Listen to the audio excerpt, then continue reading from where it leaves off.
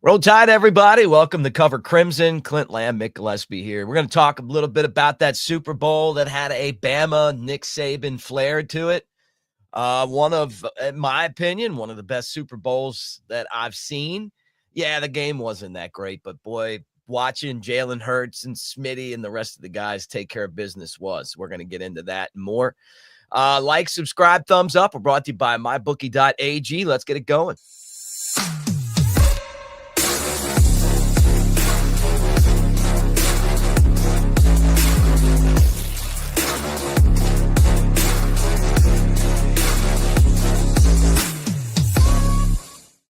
All right, the day after Christmas, or the day after the Super Bowl. And here we are. Another former Bama quarterback wins the Super Bowl, but it's been a while, right? I think it's Snake Stabler the last time. Now, maybe there's somebody else in there I'm missing, right? Rutledge, maybe. But, I mean, it's been a while. And then, you talk about that game last night, and it was epic performance for a guy that just wouldn't quit, Jalen Hurts. Was that the least likely outcome in your opinion going in? A blowout? Blowout in the Eagles' favor. Yeah, I thought that we did a show on here yesterday. I thought the Eagles clearly had the better team, but I just couldn't put I just couldn't put them. I had them winning, obviously I picked them 33-30, but I guess I could see it happening. Maybe. I don't know. I just thought that they had the better team, and they kicked the crap out of my Ravens this year. And that was a really good Ravens team. So I just thought if that team shows up, it's going to be hard to beat those guys. But man, I mean, they put it all together last night. I mean, it was truly a complete team performance. Like, it's not like the offense was running the football with tremendous success. But, Saquon Barkley has been the best running back or one of the best running backs in the NFL this season. But it wasn't like, he didn't have a great game. I mean, he only averaged 2.3 yards per carry, 57 yards on 25 carries. So he got a significant workload because he also got, he also got 6 receptions on 7 targets for 40 yards. So pretty utilized in the passing game. I mean, when you talk about, it's 31 total touches for him. So they continued to try to get him involved, but the Chiefs were so focused on slowing him down that it's like we talk about opportunities were presented elsewhere, and you've got to be able to take advantage of those opportunities. And Jalen Hurts was able to do that. DeVonta Smith was able to do that. I mean, even guys like Jahan Dotson, who has kind of been, they hadn't really been utilized. I mean, former first-round pick to the Washington Commanders gets traded, earlier this season to the Philadelphia Eagles. It was an in-division trade, which a lot of people were shocked by. And you thought, okay, maybe he can fix their wide receiver 3 problems. Really didn't provide much, this year. But in the biggest game, I mean, he ends up coming up with a couple of big catches, 2 catches for 42 yards, put him in a position to score some points. And so it's like, I mean, just the fact that they were able to do that, I mean, I'll go ahead and tell people, I don't think people realize how crazy it is that the Philadelphia Eagles defensive front had over a 50% pressure rate, and they had a 0% blitz rate. Wow. That is absolutely absurd. They were kicking the hell out of KC's offensive line, and they weren't needing to add bodies to do it. It was just their guys being better than KC's guys. And to me, I mean, when you talk about Patrick Mahomes and the struggles he had in this game, I mean, the offensive numbers that KC put up, I'm not even going to address that. Those don't even exist in my mind because it was all kind of Philly was up 34-0 late in the third quarter. It was over completely. It was a complete rout, complete domination.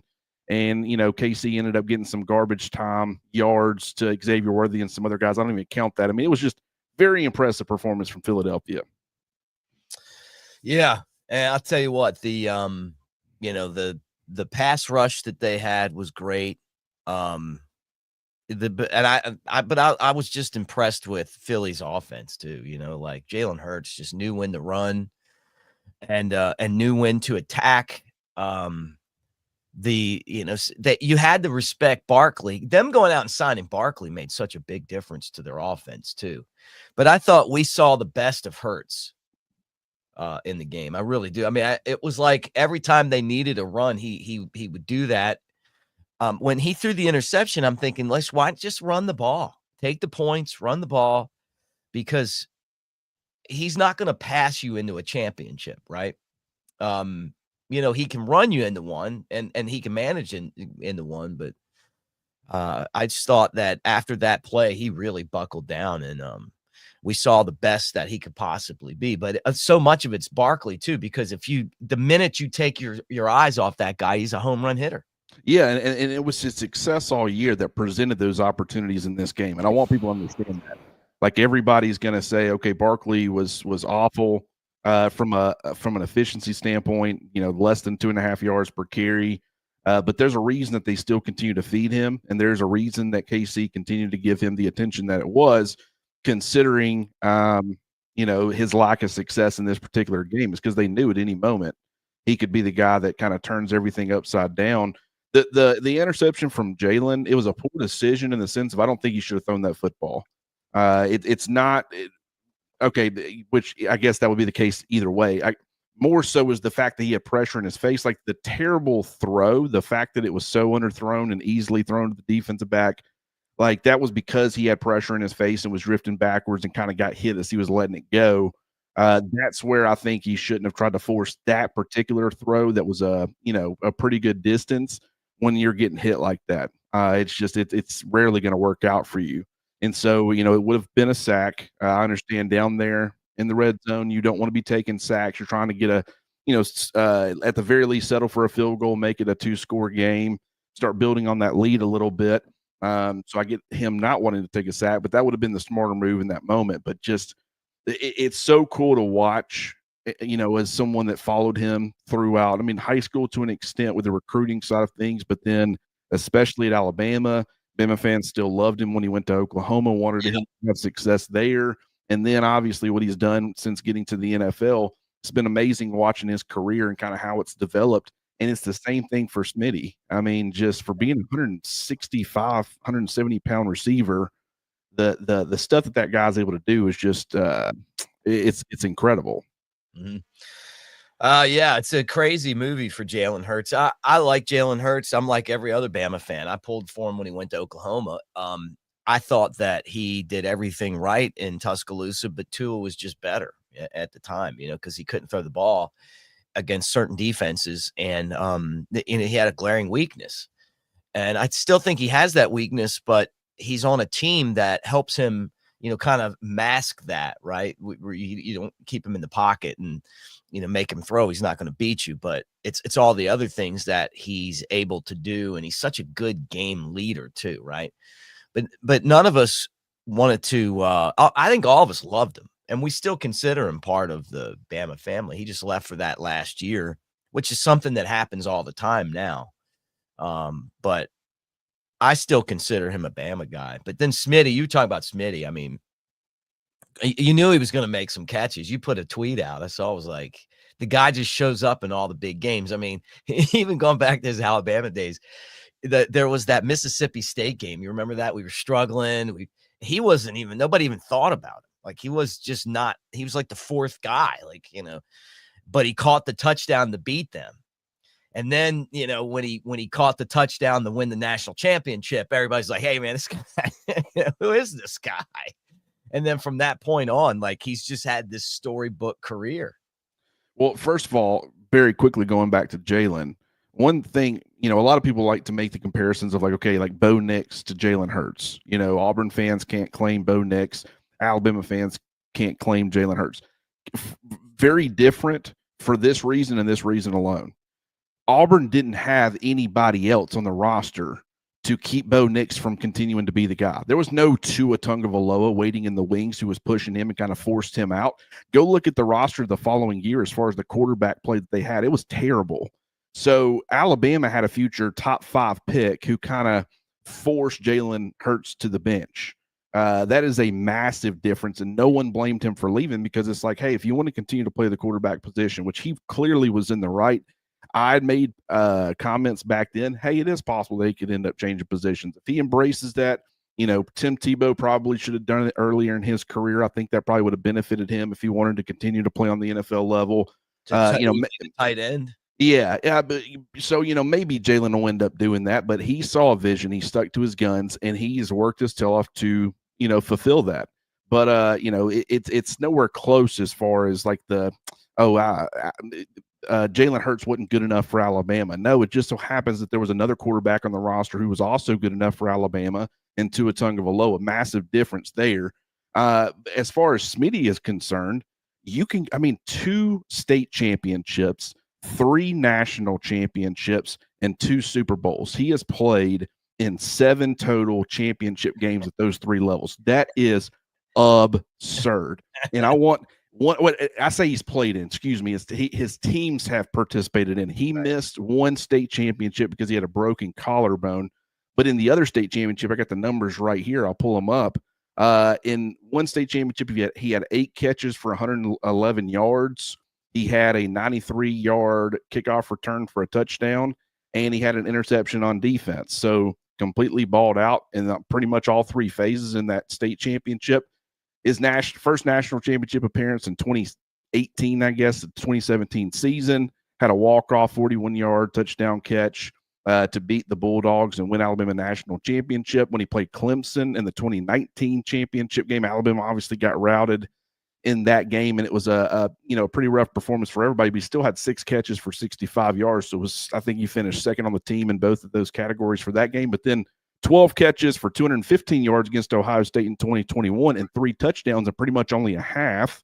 And got his hand messed up, remember? Yeah, exactly. Complete domination. Steve Sarkisian deserves some of the credit there, but DeVonta Smith, obviously balled out in the biggest way possible. Then he goes to the first Super Bowl a couple of years ago, has 7 catches for 100 yards, and then last night 4 catches for 69 yards and another touchdown. Every time this guy gets in one of these types of games, he's making some sort of game-changing, major impact play. When you talk about Jalen's story overall is probably a little bit better. It's definitely better.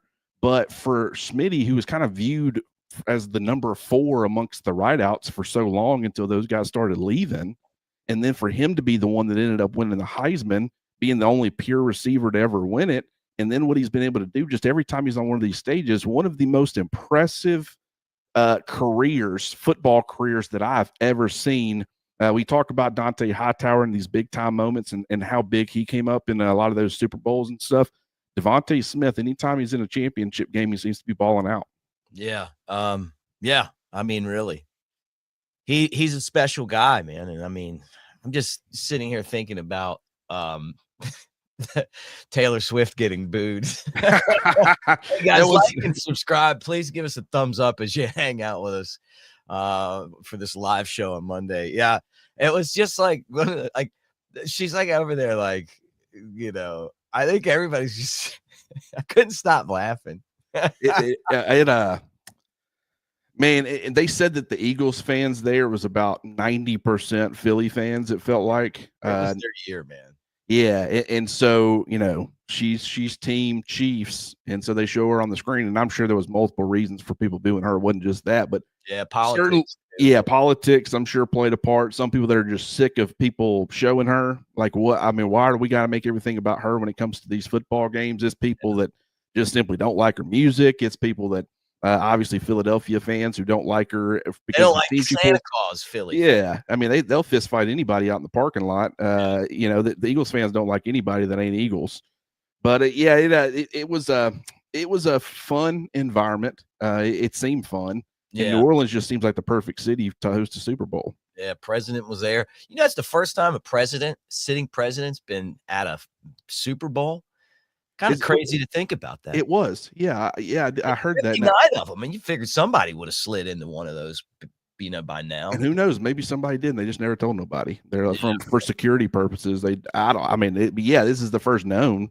But yeah, it was a fun time, a great wait. Now, granted, I'm sure there's probably some Kansas City fans who might end up stumbling across this video, and they were like, no, it wasn't too much fun. But for anybody that was kind of sick of what was going on with Kansas City and just their success. And there was all kinds of question marks. I mean, players were getting asked about the ref bias and, is it rigged? And it's almost like, well, there was actually some like there was actually some, what was it, like some statistics that they get all the calls, and then the NFL was like, man, hey, it almost felt like this. Okay, let's say that your team, the NFL, is rigged, but it's a moneymaker, and you can't have people finding out that it's rigged. Right. So if everybody thinks, hey, you favor the Chiefs are probably going to win this thing. It's like, what's the best way to get everybody off of our backs?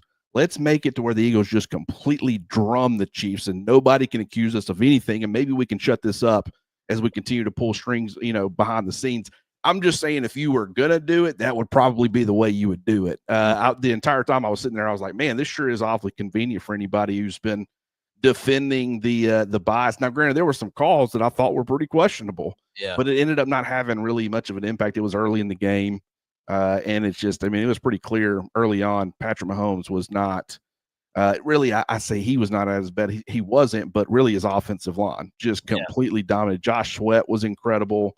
A lot, just the Eagles have a great rotation as far as their defensive line, a lot of players that contribute. Milton Williams, Moro Ajomo, however you say it, that guy ended up having a sack last night. Just very collective performance. And Philadelphia's leading passer, Jalen Hurts. Their leading rusher, Jalen Hurts. Their leading receiver, DeVonta Smith.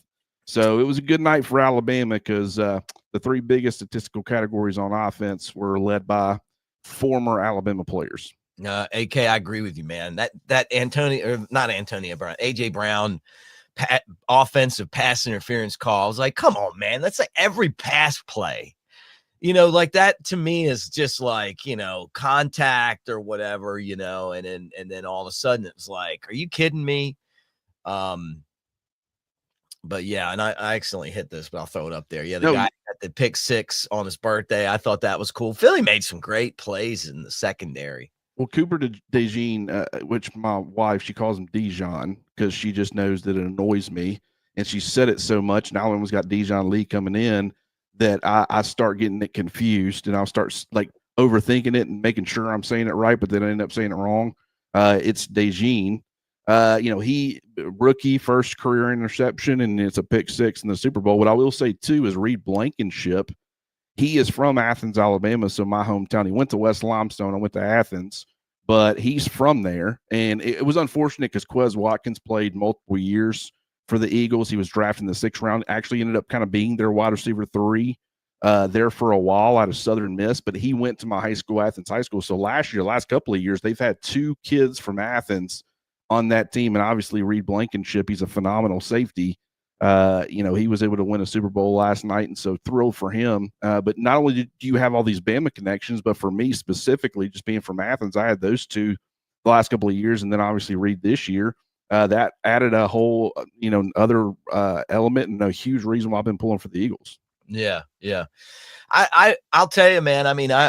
Like I said before, when they went into Baltimore and beat my Ravens like a drum, I thought, man, these guys are good, because that's a good Ravens team, and a Ravens team that could have easily been in the Super Bowl. They were as good or better than the Chiefs. They just, Mark Andrews had a terrible game in Buffalo and cost them, a chance to be a Super Bowl contender. But I don't know that anyone was going to stop the Eagles. This just felt like the Eagles' year. And I love that not 1, not 2, not 3, 7 Bama guys are all getting rings off of this championship. And I love that, like what happened at Alabama with Nick Saban. They talk about it all the time. You heard Hurts in the post game.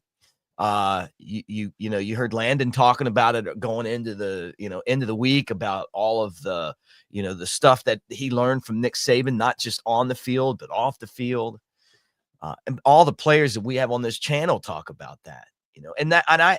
You wonder what Coach DeBoer's legacy is going to be. He's a long way from getting anywhere close to what Nick Saban's done, but the impact that Nick Saban's had on football, not just college football, but football in general, is just it's astronomical.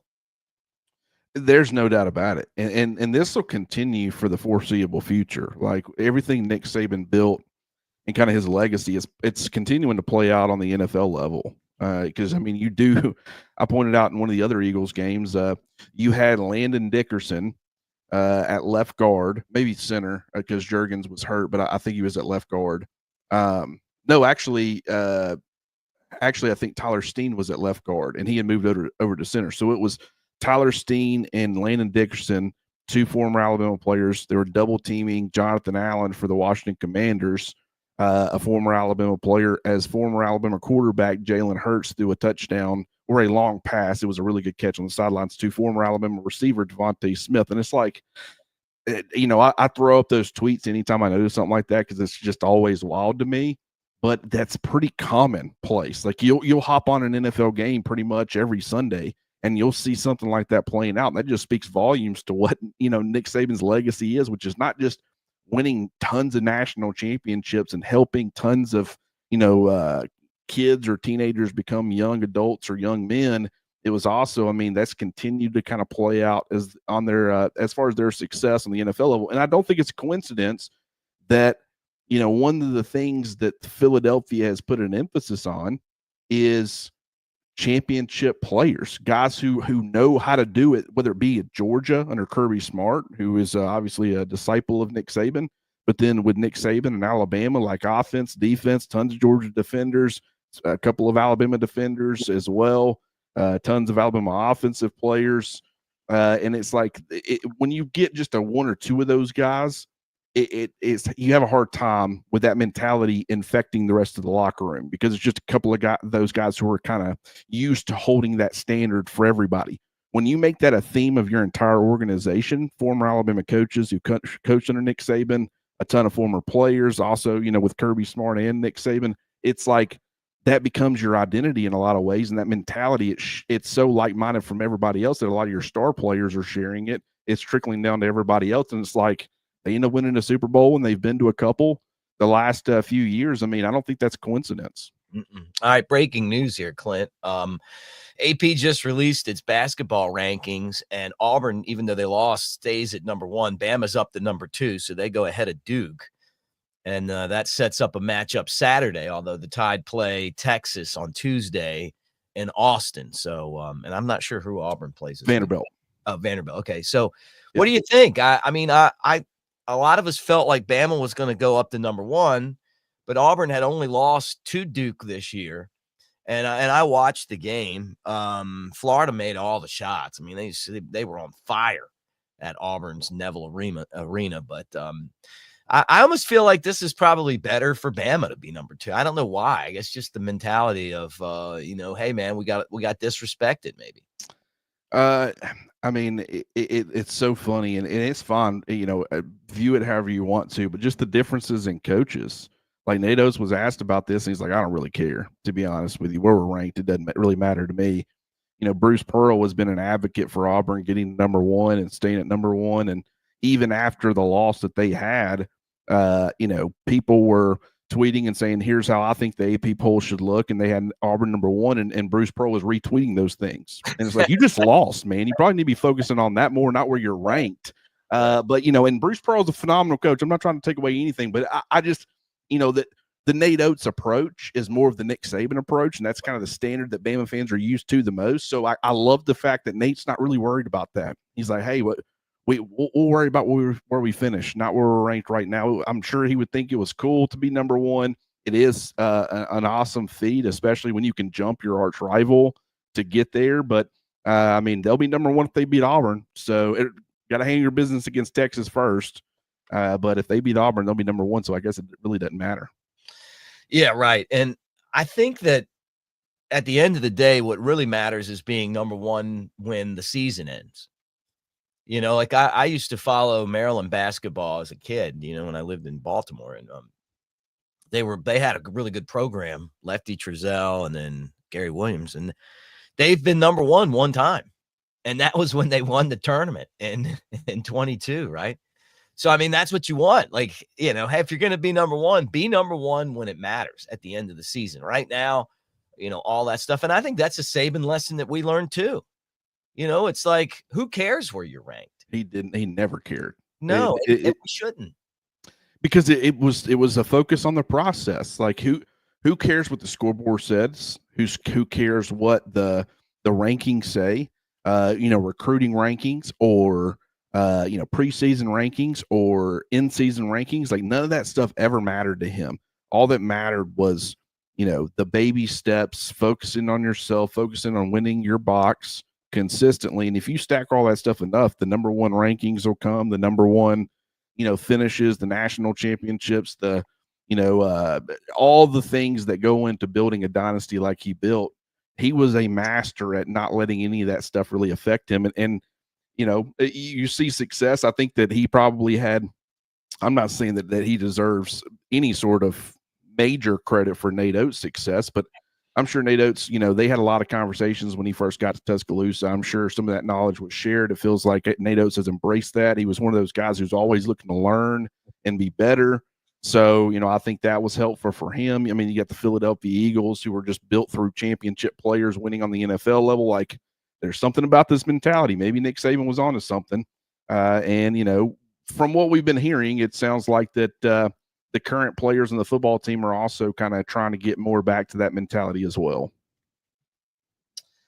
Yeah. Well, I mean, and that's good. I mean, it's a shame that they got away from it because, the football team, because it's like, hey, look, the formula for success is there and it's discipline and, attention to detail and, and all that stuff. But I've seen a lot of good reactions with Ryan Grubb coming back. Seems like a lot of the recruits are excited about it, but I feel like it's given Alabama a little bit more momentum. Like it felt stale.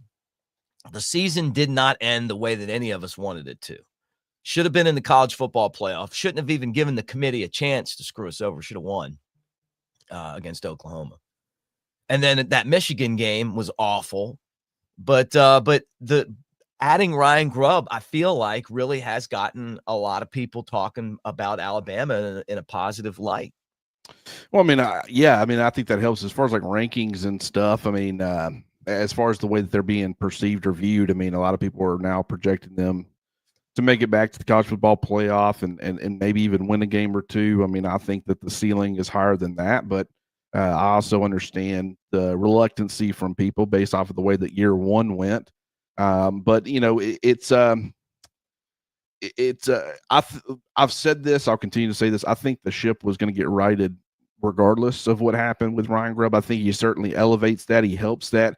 Phenomenal hire. He upgrades the staff. You keep Nick Sheridan, so you maintain some continuity. Like all that is that's great. I mean, you very rarely are able to your offensive coordinator lose his title and him stick around. So that was really good to see. So you got that continuity factor that you typically wouldn't have as far as retaining a coordinator. But I think that just DeBoer is going to be way more comfortable in his skin in Tuscaloosa in year two. I think it's his team. He's going to do it his way. And I think that his way has been successful at all the other places he's been.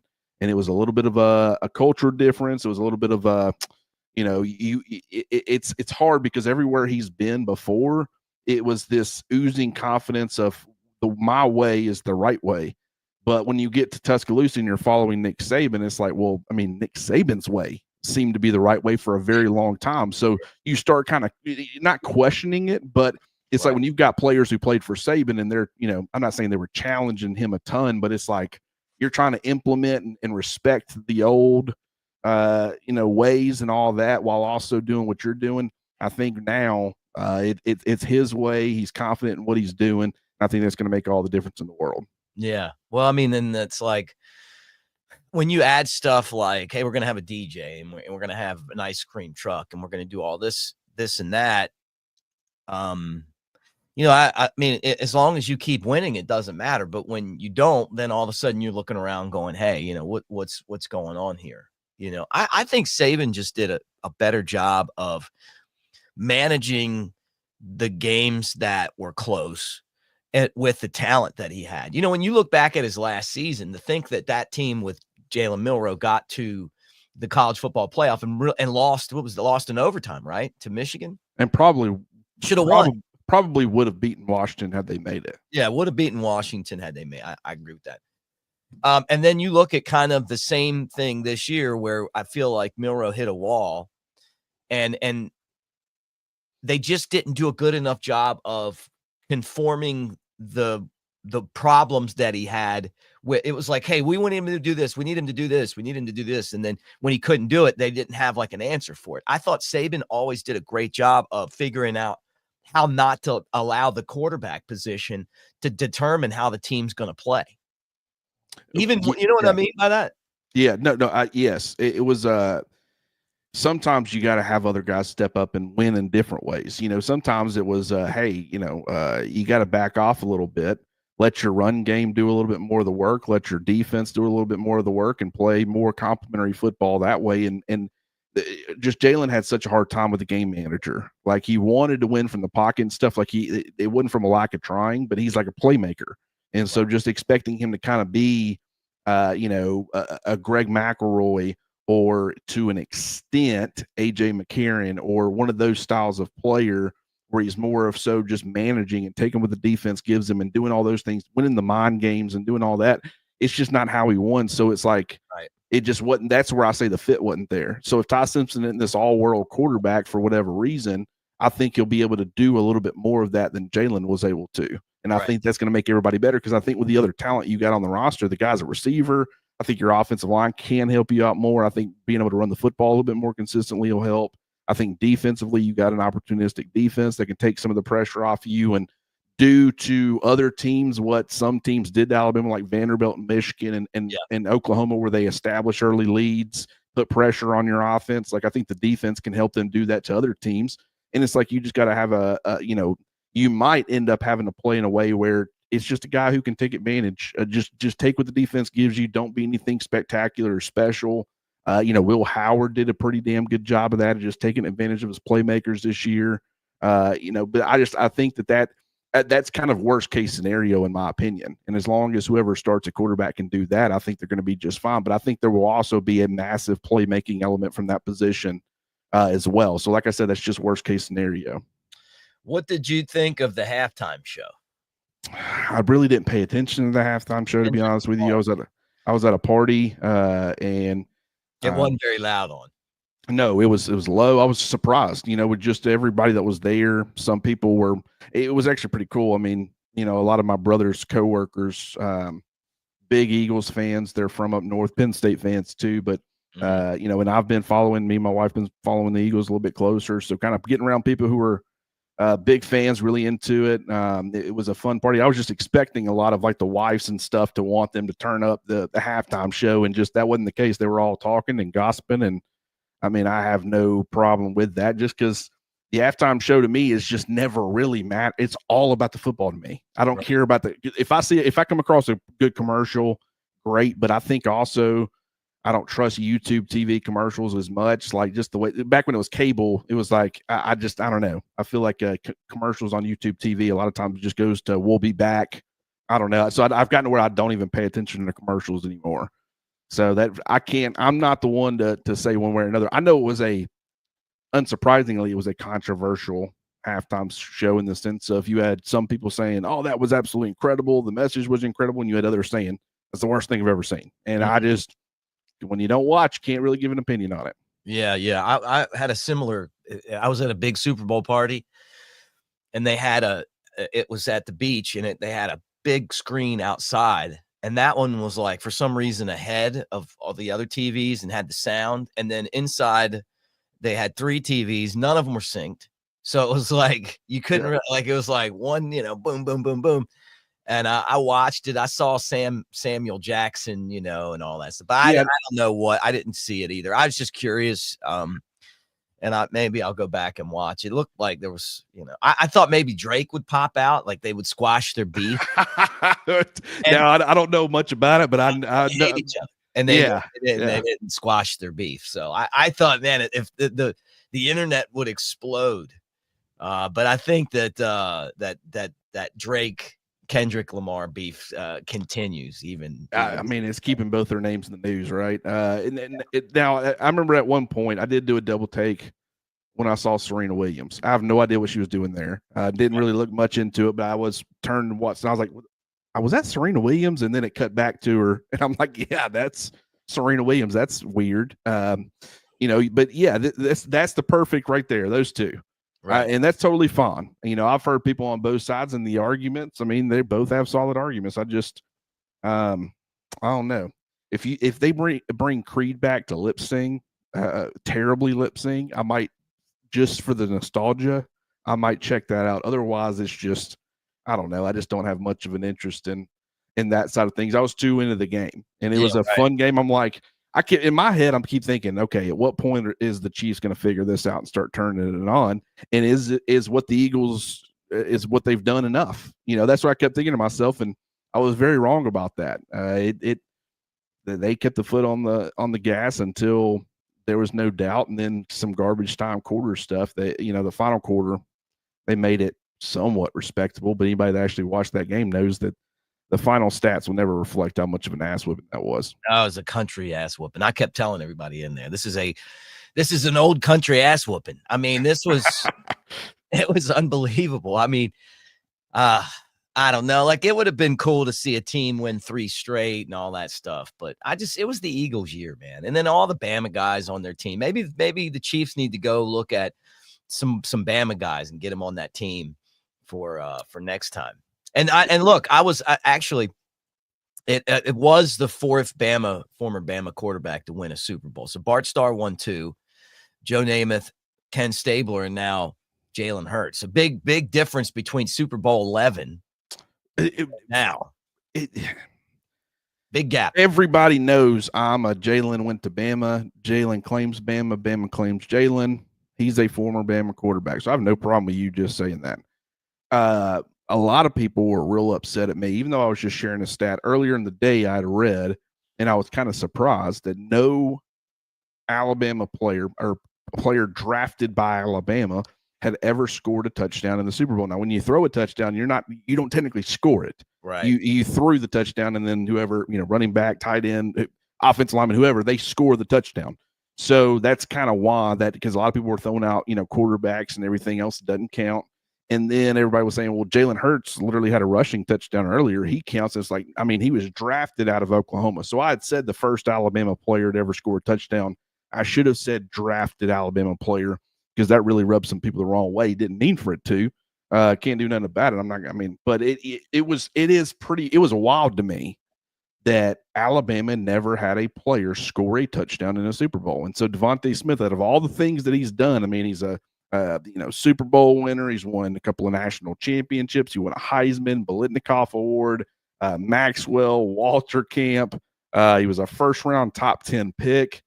Wasn't a Super Bowl MVP. He's not Jalen Hurts on that front, but just being the first player drafted out of Alabama to score a touchdown in a Super Bowl should he be on the Mount Rushmore? Yeah. Well, God, it's so hard to say. I think he kind of, he's one of 3. How many Heisman winners? 4 Heisman winners. So Derek Thomas is on that list, man. He's got to be. Is on the list. You got so many guys, man. Snake on there, me is right. So there's 2. Man, it is Snake. Yeah, like now we're getting, but people are going to be Johnny Musso going back. Oh, you can go. People even in recent years. Some people might say Derrick Henry. Some people might Henry's got to be on there. Hey, AJ McCarron. He's the best Heisman. He's the best of the Heisman. Yeah. Just absolutely dominant, and the longevity that he had in the NFL. Like everybody said, those 3. Nick Saban was ruining him by running the wheels off in 2015, and he could have been. Those people couldn't have been more wrong. I don't know. I would love to hear it. Get in the chat, or get if you're watching this later, get in the comments and share who your Mount Rushmore is. Yeah. Give us some thought. Don't be rushed. You might have a rush response if you want to say, "Hey, this was immediately what popped in my mind. Had some time to think about it, and I'll add this. Change this up or whatever." I'm not gonna take the rush route. By the time we hop on here again, I'll share what my Mount Rushmore is. But I need some time. But I feel like Smitty might be a guy deserving of being on there. Multiple 1,000-yard seasons, only receiver, true pure receiver that has ever won the Heisman Trophy. I mean, that's got to count for something. And what's crazy like is in the history of the Heisman. Yeah, like there's been guys who were like, obviously Travis Hunter played receiver and corner. There's been other guys who have been, played defense. Charles Woodson being really, you had return guys. I mean, it's like, where do you? The only that I know of, now I might be wrong on that, but as far as I know, the only guy who was really, I guess he had a punt return. He did some punt return stuff, but I mean, think about this. Julio to me is better. I mean and here's the thing: you also got to clearly define what it is that qualifies. Like as far as being a transformative piece and literally carrying Alabama into the Nick Saban dynasty era, picking up the entire program and helping Nick Saban carry it across that line. Like Julio Jones has got to be a part of that conversation. Statistically, though, he doesn't even compare even a little bit, statistically speaking, on the college level. But it was the era in which he played in. It was the quarterbacks in which he played with. It's how Nick Saban wanted to play and win football. It's defense, it's run game. So it's like, so I totally understand. It's understandable why the statistics aren't there. But just, I mean, I find it fascinating how much DeVonta grew, because just watching him, man, I always told people going into his final year, his success, his 1,000-yard receiver, the year Ozzie before. Newsome. Oh, like you sit here and you got all the Saban guys, and then you got all these other guys that have been like, I'm talking about like legacy players, man. It's hard. Biscuit, Biscuit obviously wasn't DT, but I mean he was great too. Yeah, I don't know if he's Mount Rushmore, but I mean he's obviously in that conversation. Clint, you're gonna have some work cut out, man. Cutting this down to 4 is damn near impossible, unless like if someone can give me some parameters, like something like college stuff, not the NFL. Yeah, can't take NFL into account, can't take where they were drafted into account, like, or maybe you include all that, like body of work. Because what I will say is, like, it's great for the image of the Alabama football program that these guys go on and they're so successful on the next level. Like everybody's talking about Smitty's success in these big time games, and Jalen, even though he was drafted out of Oklahoma, being a former Alabama quarterback. And so like I almost feel like you got to take the NFL into account. It can't just be college. Julio being as dominant for as long as he was, being one of the best receivers of all time. I mean, I think that should help his case, because I mean, everybody talked about, Bama because of him for forever. Dante Hightower is another one. Sean Alexander, good heavens, guys, y'all are. I don't know that I can get it down to 4. I'm having a hard time. I shouldn't have even asked this question, to be honest with you. You've just given everybody homework now. Yeah. I mean, and I am going to do it. I'm going to share it on the message board, and I will come back and I will have my list. Just know that my list, you're going to be able to pick holes in it and attack it very easily, because there's an argument to be made for so many different guys. Man, that is crazy to think about. Well, I mean, this has been fun. Yeah. This has been fun. 45 minutes talking Alabama football. Thank you guys for hanging with us. Make sure that you like and subscribe. Thumbs up for watching the show. We're brought to you by mybookie.ag. Use that promo code next round to double your initial deposits. And hit us up, covercrimson.com. That's where we're going to go. I'm going to have to put mine on there. Skylar's saying Mark Ingram. Forrest Gump. You come have on. to consider Gump the one of the best kick returners in drank about 15 Dr. Peppers. I mean, how can you beat this guy? Was a war hero. This guy was a ping pong champion. This guy, I mean, you gotta have Forrest on there. Yeah, no doubt. Oh man, this is gonna be fun. You should do like you should do two lists, right? Like the all-time, like you take every football, right? Both sides of football, college and the NFL. Like Joe Namath would have to be on there, right? Icon. Right. Like, and then Derek Thomas to me is on there. So there's 2. Derrick Henry to me is on there. And then maybe somebody else is on there. And then you do like maybe just the Alabama part, like the Alabama guys, like forget about what happened in the NFL. Yeah, and make different lists to fit different. about the saving error. Gonna do a saving error.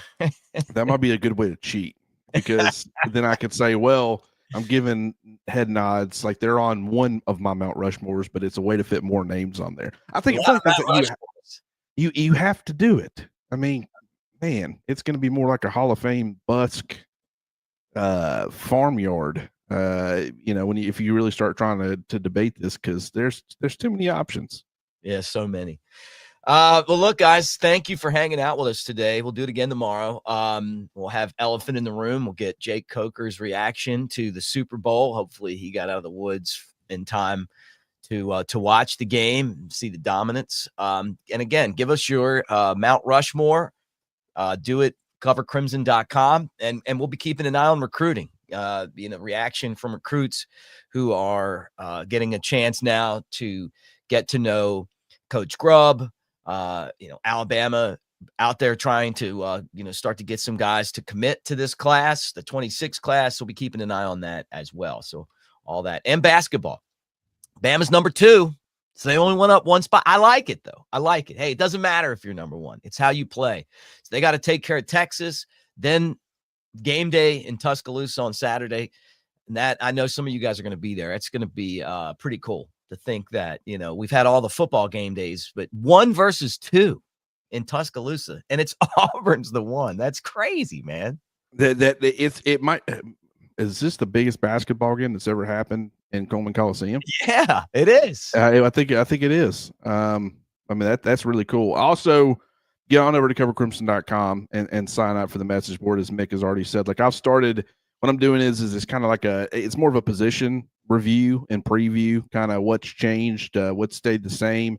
But I'm like looking at all the snap counts for the running backs and just who played what their usage was. I'm looking at who they lost, who they're bringing in, how things will look different. Like, obviously it's going to look different with them funneling the offense more so through funneling the run game through the traditional avenue with the running backs, rather than Jalen Milroe, being the feature piece of the run game and all that stuff. So I started with the running backs. That's what I got up so far, but I'm going to be doing one position. It's pretty in depth every single day, every single weekday for the next 2 weeks, broken down into 10 groups. So definitely go check that out and join in on the conversation. We'd love to have all you guys there. All right. Thanks for being here, guys, and we'll talk to you soon. Roll Tide.